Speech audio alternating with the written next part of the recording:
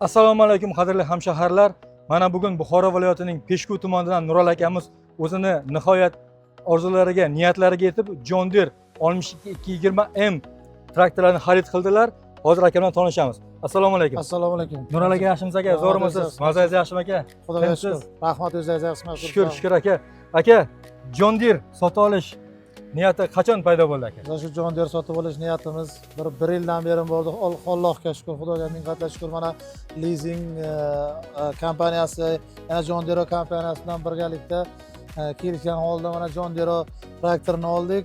Sizlarga rahmat, leasingni boshliqlariga, hammaga kattakon rahmat. Avvalambor yurtboshimizga rahmat. Salomat bo'ling. Shuncha narsaga erishdik. Allohga behisob shukrlar bo'lsin. Sizlarga ham rahmat. Nurol aka, Navbat. nega John Deere? Sababi nima?